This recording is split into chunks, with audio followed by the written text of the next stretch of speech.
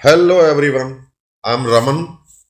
पिछले वीडियो के अंदर हमने सरफेस एरिया और वॉल्यूम दोनों ही कॉन और स्फेयर के लिए पूरा डिस्कस किए थे। पूरा उसकी नोमेनक्लेचर एक एक स्टेप हमने उसमें आपको एक्सप्लेन किया था।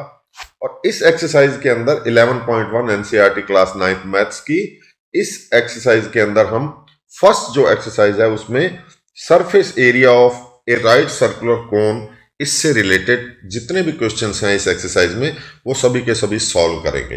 एक चीज को ध्यान रखिएगा, आपको फोकस करना है ईच एंड एवरी स्टेप के ऊपर। हमारा उद्देश्य बड़े बड़े लंबे चौड़े वीडियो बनाने का नहीं है, ना ही आपका डाटा कंज्यूम करने का है, ना ही आपसे व्यू टाइम एक्स्ट्रा लेने का है। ये चीज अपने माइंड में बिल्कुल फिट कर लीजिए। एक एक घंटे के वीडियो बनाने से कुछ खास फर्क पड़ने वाला नहीं है अगर सही पॉइंट एक्सप्लेन नहीं किए जाएं। इसीलिए हमारा जो ये सिस्टम रहेगा, हम इसके अंदर अपने कंटेंट के अंदर सारे के सारे क्वेश्चंस को पहले सॉल्व कर लेते हैं, ताकि जब अगर हम आपको वीडियो के अंदर ही एक्सप्लेन करें, उसी टाइम ही सब कुछ लिखें, तो जो आधे घंटे का या 20-25 मिनट का वीडियो है वो एक एक घंटे तक पहुंच जाता है। उद्देश्य ही नहीं रहता एक आपके टाइम को वेस्ट करने का। हमारा कोई भी इच्छा या कोई भी ऐसा उद्देश्य नहीं है।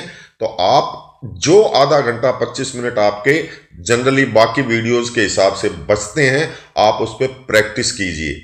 प्रैक्टिस, मैथ्स प्रैक्टिस मांगता है। मैथ्स को आप देखकर या सुनकर इतना अच्छे से नहीं एक्सपर्ट हो सकते।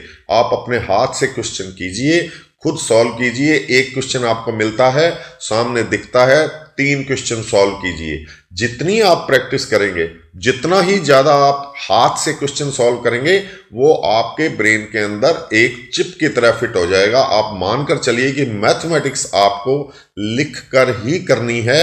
आपके लिखने से ही मैथमेटिक्स आपको ब्रेन के अंदर एकदम एक इमेज क्लियर करेगी। और अगर आप केवल सुन के ही करेंगे तो आप मानकर चलिए कि एंड टाइम पर जब जरूरत होगी उस टाइम आपको वो फार्मूला या वो प्रोसीजर याद नहीं आएगा। तो हम स्टार्ट करते हैं। हम फर्स्ट क्वेश्चन ऑफ 11.1 एक्सरसाइज का शुरू करते हैं।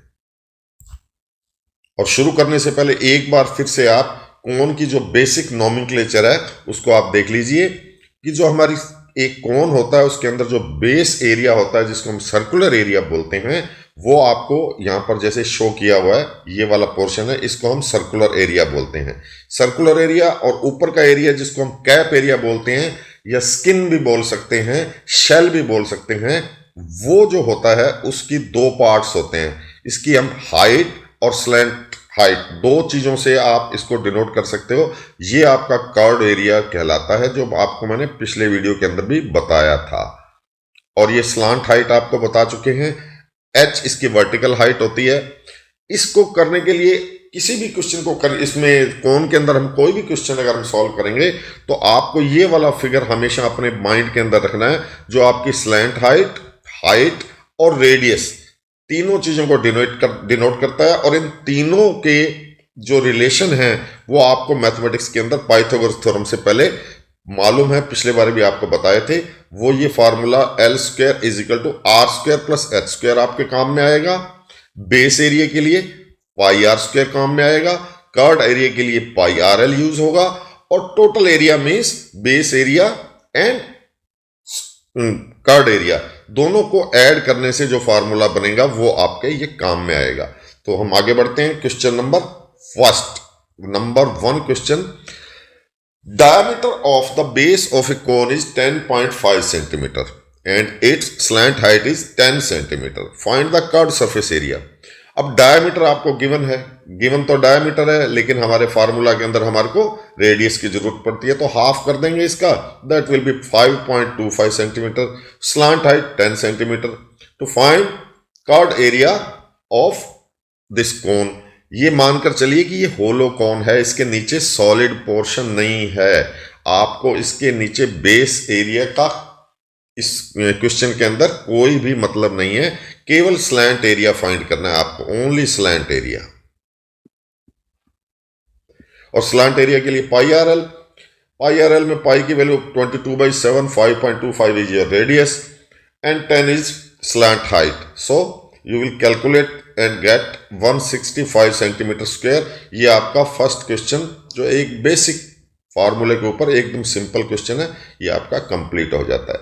Next question, question number 2, find the total surface area of a cone if it's slant height is 21 meter. Slant height L is given 21 meter and diameter of the base is 24 meter. तो 24 का half करेंगे, it will be 12।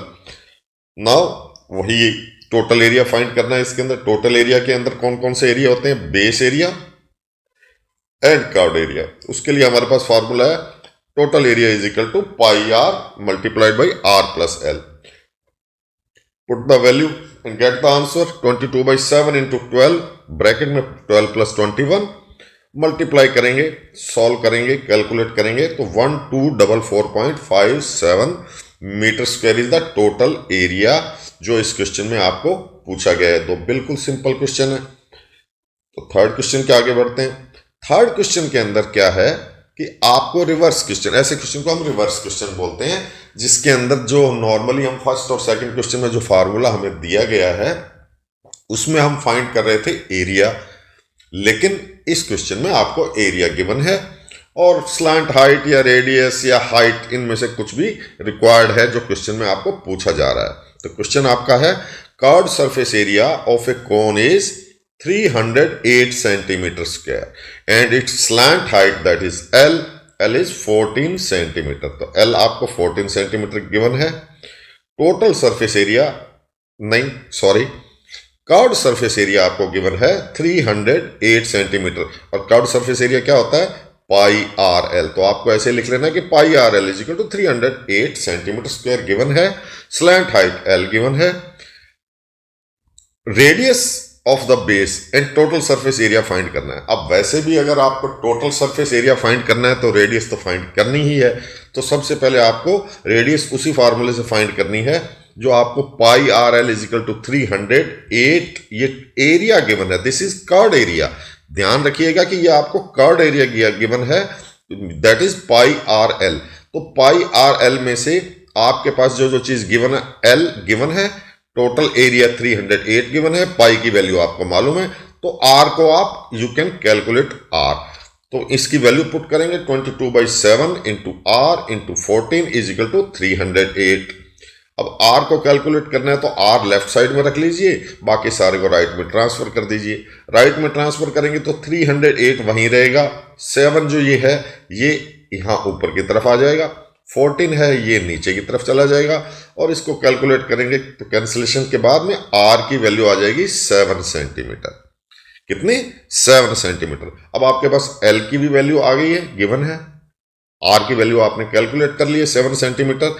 इसको इस फार्मूले के अंदर put कर देंगे कि जो कि टोटल एरिया का फार्मूला है। Total area of a cone is pi are multiplied by R plus L. Calculate करेंगे, you will get 462 centimetre square. तो आपको इस क्वेश्चन में एरिया गिवन था और साथ में स्लैंट हाइट दी हुई थी। तो स्लैंट हाइट से आपने कैलकुलेट करके इन दोनों को यूज करके रेडियस फाइंड की। अब जैसे सपोज करो आपने रेडियस भी फाइंड कर ली, L आपको गिवन है, तो आप चाहो अगर आपको क्वेश्चन में पूछा जाए तो आप H भी फाइंड कर सकते हो। H फाइंड करने के लिए आपको वही फार्मूला लगाना पड़ेगा, L square is equal to R square plus H square. तो you can find H is equal to L square minus R square whole under the root. तो इससे आपको अगर मान लो थर्ड स्टेप इस क्वेश्चन में आपसे पूछा जाता है कि हाइट फाइंड कीजिए तो वो भी आप कर सकते हो। ठीक, तो क्वेश्चन नंबर 4 पे आते हैं। आप एक ही चीज ध्यान रखिए कि आपको कोई भी स्टेप इसमें समझ में नहीं आ रहा तो आप रिवाइंड करके पीछे देख लीजिए दोबारा, लेकिन अननेसेसरी लंबे चौड़े बड़े बड़े वीडियोस के ऊपर आपको टाइम वेस्ट करने की जरूरत नहीं है। मैं ये नहीं कहता कि वहां या किसी भी और चैनल पर किसी भी और टीचर्स के द्वारा आपको अच्छा नहीं समझाया जा रहा, अच्छा ही बताते हैं टीचर, आपको कोई भी हो वो अच्छा ही समझाएंगे, लेकिन आपका टाइम कितना कंज्यूम किया जाता है और उस टाइम को बचाकर आप प्रैक्टिस कर सकते हो, ये बहुत बड़ी चीज होती है। क्योंकि मैथमेटिक्स है, हिस्ट्री या कॉमर्स या ज्योग्राफी या सोशोलॉजी, ये जो सब्जेक्ट्स हैं इनमें से मैक्सिमम जो इनका कंटेंट होता है वो सुनने से ही इंसान को सारी चीज़ें समझ में आने लगती हैं। एज ए स्टूडेंट वो अच्छी तरीके से समझ लेता है। लेकिन मैथमेटिक्स के लिए आपको पेन और नोटबुक लेके रफ पे काम करना ही पड़ेगा। तो वो वक्त बचाने के लिए मैं आपको बार बार यही कहूँगा कि आप फोकस कीजिए जब आपको एक्सप्लेन किया जा रहा है, लेकिन मिनिमम टाइम के अंदर मैक्सिमम आउटपुट निकालिए। यही तरीका है मैथमेटिक्स को पढ़ने का। आते हैं क्वेश्चन नंबर 4 पर। A conical tent is 10 metre high and the radius of the base is, radius given है, डायमीटर नहीं है, डायरेक्ट रेडियस गिवन है, इस चीज का ध्यान रखिएगा। Radius of the base is 24 meter. Find slant height of the tent and cost of canvas required to make the tent if the cost of 1 meter square canvas is ₹70। हम उसकी costing पर बाद में आएंगे, पहले वही बात कि इसका एरिया फाइंड करना है। तो एक टेंट का जब एरिया फाइंड करना है तो आप ये मानकर चलिए कि ये आपको अपना ब्रेन यूज करना पड़ेगा कि आपने उसके कौन से पोर्शन का एरिया लेना है, यानी कि कर्व्ड एरिया लेना है, बेस एरिया लेना है या टोटल एरिया लेना है। तो आपको पता है कि एक टेंट अगर बन रहा है तो टेंट का जो फ्लोर होता है वो कपड़े से नहीं बनता, कैनवस से नहीं बनता। तो आपको यही चीज आपके क्वेश्चन की लैंग्वेज में ही क्लियर होगी कि आपने इस क्वेश्चन के अंदर फार्मूला कौन सा यूज करना है। तो इसके लिए हमारे को केवल कर्व्ड सरफेस एरिया का फार्मूला यूज करना है, क्योंकि बेस एरिया हमने नहीं लेना है। बेस पे फ्लोर होता है लेकिन वो कैनवास का नहीं होता। आपको कैनवास एरिया फाइंड करना है और एरिया से हम उसकी कॉस्ट निकालेंगे। तो हाइट गिवन है 10 meters, base radius is also given 24 meters. अब बेस रेडियस और हाइट इन दोनों की हेल्प से हम सबसे पहले तो एल कैलकुलेट करेंगे। ये सामने आपके एल कैलकुलेट किया है, 24 square plus 10 square. 24 square 576 plus 10 square that is 100 whole under the square root. तो so it will be, so L square is equal to R square plus H square. L आपको find करना है, are और H दोनों given है, तो L इससे calculate करने से आपके पास आ जाएगी 26 मीटर्स। अब कर्व्ड सरफेस एरिया मैंने आपको बताया था कि टेंट के लिए आपको केवल कर्व्ड सरफेस एरिया ही चाहिए। उसके लिए फार्मूला है पाई आर एल। अब कॉस्ट ऑफ कैनवास, अब देखिए कॉस्ट ऑफ कैनवास हम कैसे यूज करेंगे कि आपने एरिया तो फाइंड कर लिया, that is pi R L. Suppose करो उसको हम कैलकुलेट बाद में करेंगे, तो पाई आर एल आपने फाइंड कर लिया। जो एरिया आपके पास आएगा वो होगा एरिया आपका in terms of square unit.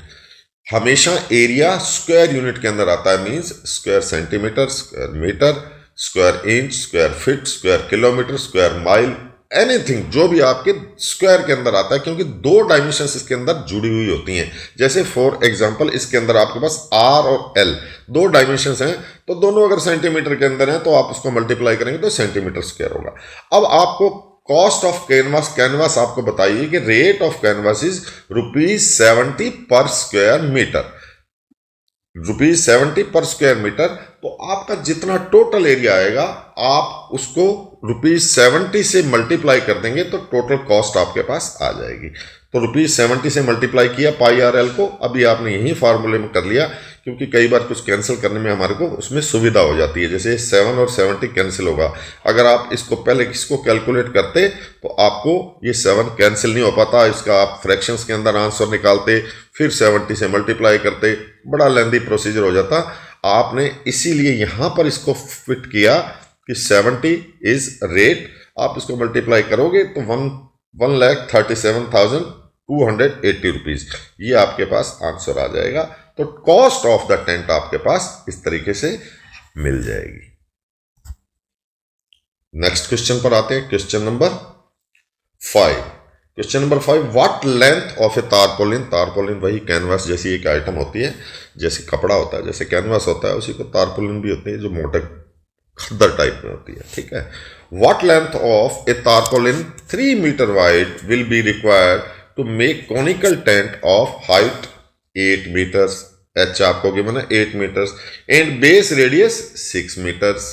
H के साथ में आपको आर भी दे दिया।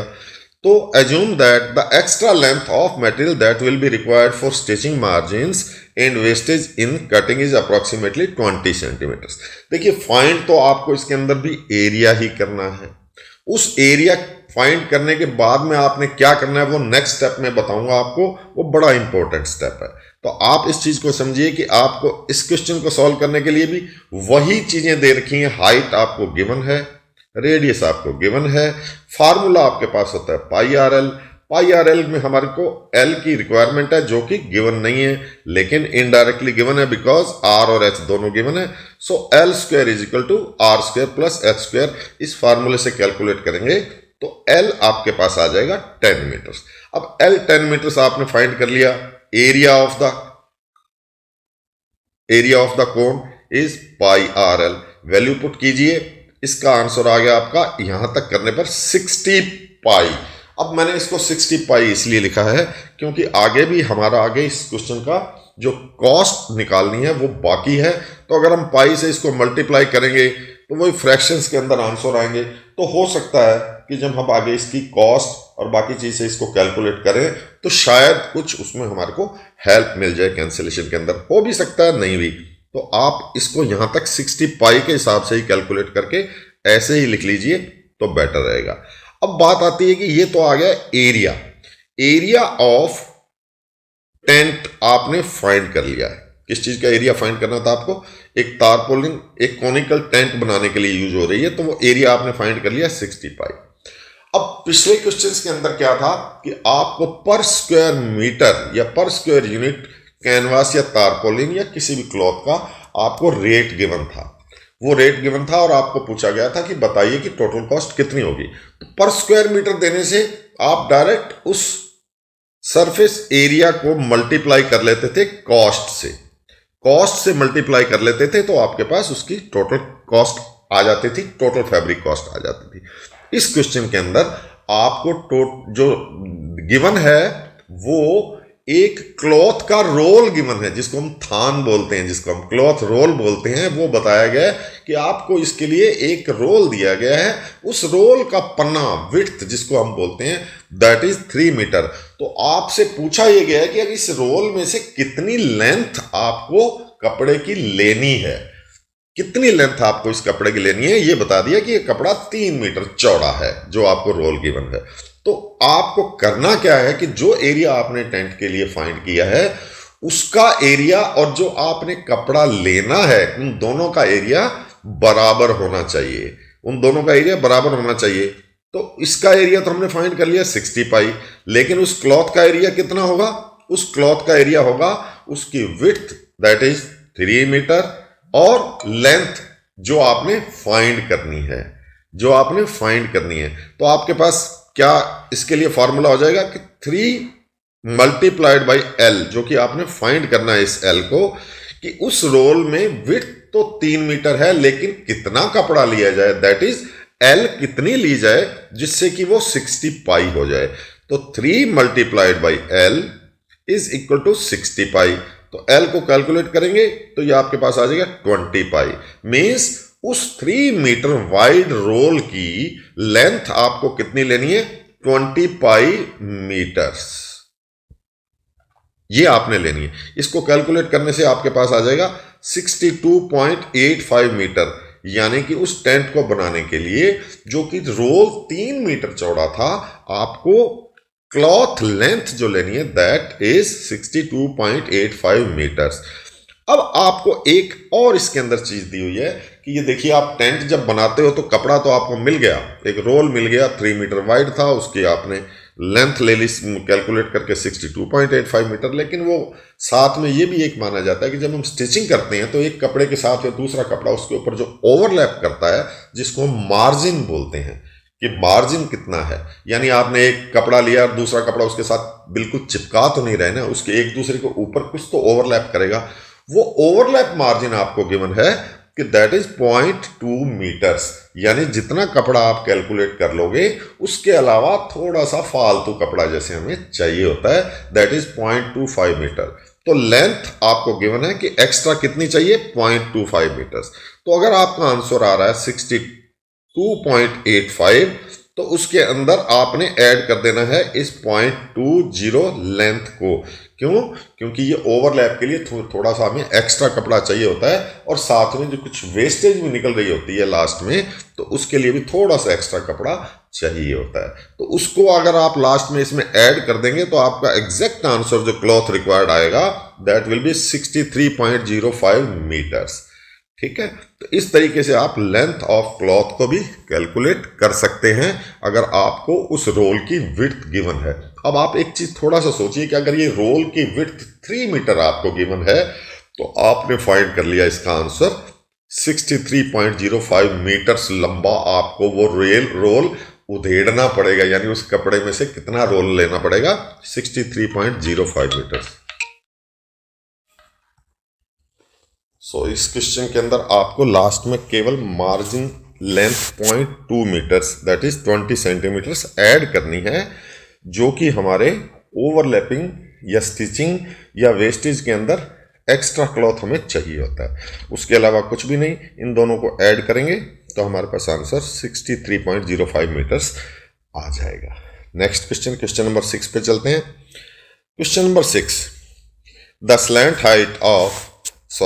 slant height and base diameter of a conical tomb are 25 meters and 14 meters respectively. Base diameter कितना हो गया 14 और slant height कितनी है 25 meters. Find the cost of whitewashing its curved surface area at the rate of rupees 210 per 100 square meters. आपको पर square metre नहीं दिया है, गिवन है 210 रुपीज पर 100 स्क्वायर मीटर्स। यानी अगर आपको 1 मीटर का फाइंड करना है तो आप इस 210 को डिवाइड कर दोगे 100 से, तो आपके पास रेट आ जाएगा पर स्क्वायर मीटर। ये हम लास्ट में देखेंगे। डिवाइड करने से आपको पर स्क्वायर मीटर रेट जो फाइंड करना है उसके लिए 210 को 100 से डिवाइड करेंगे। That will be in the end of this question. The slant height and base diameter ये दोनों आपको गिवन है। Diameter 14 means radius 7 meter. First step, अक्सर सबको मालूम है कि जो रेडियस है वो डायमीटर का हाफ होता है। बड़ा कॉमन सी चीज है, किसी भी बच्चे को ये मालूम होता है, लेकिन जल्दी में जब क्वेश्चन करते हैं तो उस टाइम ये देखना भूल जाते हैं कि हमारे को क्वेश्चन में डायमीटर गिवन है या रेडियस, और फार्मूले में हमारे को रेडियस पुट करना है। तो सबसे पहले उसको हाफ करके बड़ा ऐसे लिख लीजिए ताकि गलती होने का चांस ना रहे। मीन्स आपको फार्मूला भी आता है, प्रोसीजर भी आता है, लेकिन आपने डाटा ही गलत ले लिया। इस चीज का ध्यान रखना आपको। Slant height is 25 meters, diameter 14 means radius is 4 meters. वही टॉम का जो एरिया आपको फाइंड करना है, जो कॉस्ट फाइंड करनी है वाइट वॉशिंग की, तो टॉम का भी बॉटम तो आपने वाइट वॉश करना नहीं है। फ्लोर थोड़ी वाइट वॉश होता है, उसका टॉम का बॉटम तो नजर भी नहीं आता। ठीक है, तो आपको उस टॉम का कर्व्ड सरफेस एरिया ही फाइंड करना है, जैसे पिछले क्वेश्चन में टेंट में किया था। इसी तरीके से इस टॉम में होगा। तो pi R L is your formula. Put the value of pi 22/7, 7 is radius, 25 is slant height, और आपको इससे मिल जाएगा 550 मीटर स्क्वायर। टोटल एरिया नहीं फाइंड करना, आपको केवल कर्व्ड एरिया फाइंड करना है टॉम का जो व्हाइट वॉश करना है। यहां पर व्हाइट वॉशिंग होगी, यहां पर व्हाइट वॉशिंग होगी, बेस पर फ्लोर पर नहीं होती है। फ्लोर इसमें नजर भी नहीं आता टॉम के अंदर। ठीक है, तो 550 मीटर स्क्वायर आपके पास एरिया आ गया। Rate of white washing is, ये मैंने आपको बताया 210 पर 100 मीटर स्क्वायर, लेकिन आपको रेट चाहिए होता है पर मीटर स्क्वायर के अंदर। पर मीटर स्क्वायर के चाहिए तो 210 को डिवाइड कीजिए 100 से, आपका पर मीटर स्क्वायर रेट आ जाएगा 210 पर square meter. Multiply rate by area to get the cost. आप मल्टीप्लाई करेंगे इसको 2.10 into 550, you will get rupees 1155, 1155 155 rupees total cost of whitewashing that curved area of a tomb। आते हैं क्वेश्चन नंबर 7 पर। A joker's cap is in the form of a right circular cone. Right circular cone क्या आता है वो आपका पिछले video में हम बता चुके हैं, और जितने भी क्वेश्चन हमने ये सॉल्व किए हैं अभी तक वो सारे राइट सर्कुलर कोन के ही हैं। राइट सर्कुलर कोन और एक सिंपल जनरल कोन के अंदर डिफरेंस होता है, जो कि हमने आपको पिछले वीडियो के अंदर एक्सप्लेन किया था। So question is jokers cap is in the form of a right circular cone with base radius 7, radius आपको 7 गिवन है, एंड हाइट 24 सेंटीमीटर, हाइट भी आपको बता दी है। Find the area of the sheet required to make such 10 caps. 10 caps simple उसी तरीके से ही आपको करना है जैसे आपने पिछले क्वेश्चन किए हैं, लेकिन एरिया फाइंड करने के बाद आपको 10 से मल्टीप्लाई करना है, क्योंकि 10 जोकर घूम रहे हैं, एक नहीं है, 10 कैप चाहिए। तो 10 कैप के लिए, 10 कैप्स के लिए आपको एरिया कैलकुलेट करने के बाद में 10 से मल्टीप्लाई करना है। कुछ एक्स्ट्रा नहीं है इस क्वेश्चन के अंदर जो आपको इसमें एक्सप्लेन करके आपका टाइम लिया जाए, कोई मतलब नहीं है। एरिया पाई आर एल और उसको मल्टीप्लाई कर देना है 10 से, इस 10 से मल्टीप्लाई करना है, you will get the area of that sheet, that is 5500 centimetre square. अब वही क्वेश्चन चेंज भी हो जाता है, जैसे आपने 5500 सेंटीमीटर स्क्वायर इसका एरिया फाइंड कर लिया, ये तो आ गया टोटल शीट एरिया जो आपको रिक्वायर्ड है। अब अगर आपको मैं बता दूं कि आपको ऐसी शीट दी जा रही है जिसका जो विड्थ है दैट इज 2 मीटर्स, सपोज करो मैं आपको बोल देता हूं कि आपको एक रोल दे दिया गया शीट का 2 मीटर वाइड, 2 मीटर वाइड आपको रोल दे दिया गया। What will be the length of that sheet you need to make that cone. तो आपको 5500 आपका जब टोटल एरिया है और आपको मैं उस शीट की विड्थ दे रहा हूं कि 2 मीटर ही चौड़ी है वो, तो आप इसको 2 से डिवाइड करेंगे तो आपको जो आंसर मिलेगा 2750, वो मिलेगा कि इतनी लंबी शीट आपको चाहिए। वाइड कितनी? 2 मीटर्स, जैसे कपड़े का रोल होता है। लेंथ कितनी चाहिए? 2750, because total area is 5500 centimetre square. Sorry, ये जो मैं मीटर में बोल रहा हूं आप उसको सेंटीमीटर में मानिए, मैं बोलते टाइम आपको सेंटीमीटर को मीटर बोल गया हूं, तो आप इसको सेंटीमीटर लिख सकते हैं, 2 सेंटीमीटर कैलकुलेट कर सकते हैं। ठीक है, तो ये आपको एक एक्स्ट्रा आपको इसलिए बता रहा हूं कि एरिया है वो इक्वल होना चाहिए। अब वो शीट, सिंगल शीट का एरिया बता दें आपको कि 5500 सेंटीमीटर स्क्वायर, या शीट की आपको विड्थ बता दें और आपसे पूछ लें कि इसकी लेंथ कितनी होगी, किसी भी तरीके से आपसे इस क्वेश्चन में पूछा जा सकता है। तो क्वेश्चन नंबर 7 आपका हो गया। क्वेश्चन नंबर जो 8 है उसमें भी इसी टाइप का ही कुछ सॉल्यूशन निकालना पड़ेगा, लेकिन इसमें आपको एक कोन की जाए 10 कोन की बजाय आपको 50 कोन्स गिवन है। 50 कोन्स गिवन है। लैंग्वेज है कि एक सड़क के ऊपर एक बैरिकेड लगाना है, रास्ते में टेम्परेरी बैरिकेड्स लगते हैं ना डाइवर्जन के लिए, वो बैरिकेड्स लगाने हैं जो कि कॉनिकल शेप में आपने देखे होंगे अक्सर, ये ऑरेंज कलर या येलो कलर के कोन शेप के अंदर प्लास्टिक के बैरिकेड्स पड़े होते हैं जिनको उठा के कभी भी कहीं रख देते हैं। ये उन बैरिकेड्स की बात कर रहे हैं, वो कॉनिकल शेप के अंदर होते हैं। तो एक बस टॉप के बैरिकेड है जिसमें डाइवर्जन के लिए वो बैरिकेड्स की जगह कोन लगाए हुए हैं, 50 कोन्स लगाए हुए हैं। उन कोन्स की डायमेंशंस आपको गिवन है, कितने लगाए हैं? 50। डायमीटर कितना है? 40 सेंटीमीटर। हाइट कितनी है? 1 मीटर। तो ये 50 कोन्स अब पेंट करने हैं, तो पेंट करने हैं तो उसका एक्सटर्नल सरफेस होगा, वही पेंट होगा जो बाहर से हमारे को शो होता है।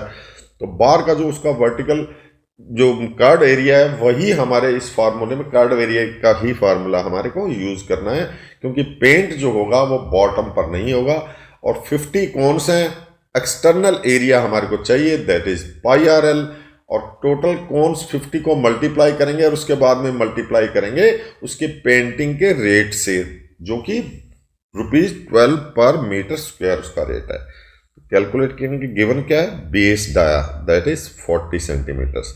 इसको कन्वर्ट करना है आपने सबसे पहले तो मीटर में, बिकॉज आपको जो हाइट गिवन है वो मीटर में है। जो भी क्वेश्चन आप सॉल्व करेंगे सबसे पहले उनकी जो डायमेंशंस होती हैं उनको नजर रखिए कि कोई मीटर या सेंटीमीटर में गिवन है तो उनको एक ही यूनिट में कन्वर्ट करना है।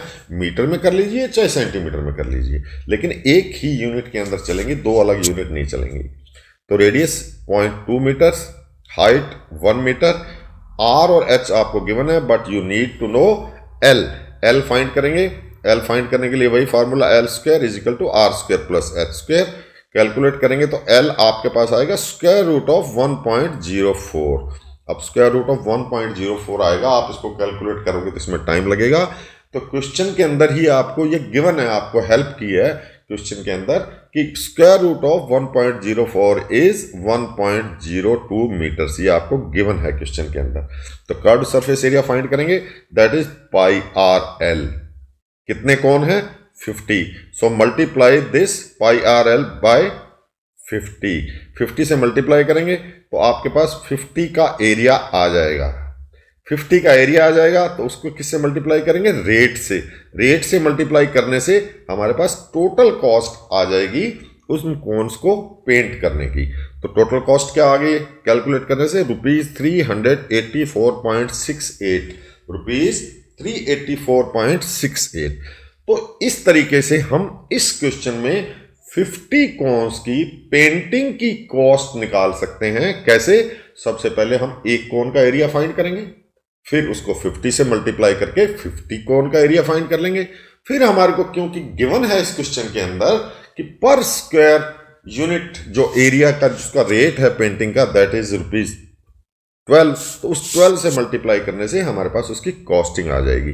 तो इस तरह से ये हमारी जो एक्सरसाइज है 11.1, इसके जो 8 क्वेश्चंस हैं बड़े सिंपल क्वेश्चंस हैं, सरफेस एरिया से रिलेटेड क्वेश्चंस हैं, ये कंप्लीट हो जाते हैं।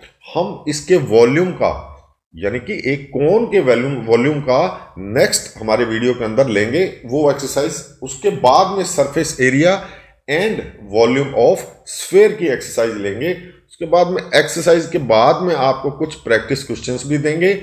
और एक चीज आपको ध्यान रखिए कि मैं फिर बार बार आपको यही चीज रिपीट करता रहूंगा हमेशा कि आप अपना टाइम बचाइए, आप अपना सीखते टाइम बचाइए, फोकस करके उसको कंसंट्रेट करके समझिए। लेकिन एक्चुअल में मैथमेटिक्स में आगे बढ़ना है, उसको बार बार टाइम नहीं देना है, तो आपको रिटर्न में प्रैक्टिस करनी पड़ेगी। क्वेश्चन जो आपको आता है उसको भी हाथ से आप फटाफट रफ लैंग्वेज के अंदर ही सिंबल्स में ही लिख के कीजिए अगर आपको क्वेश्चन आता है, लेकिन हाथ से क्वेश्चन लिखकर सॉल्व करना पड़ेगा प्रैक्टिस में, तभी आप जाके एग्जाम में कॉन्फिडेंस से इसको कर पाएंगे। तो देखते रहिए, इसी तरीके से आपके एक एक चैप्टर एक एक एक्सरसाइज सब कवर होंगी और आपको सब कुछ सीखने को मिलेगा। विश्वास रखिए। Thank you so much.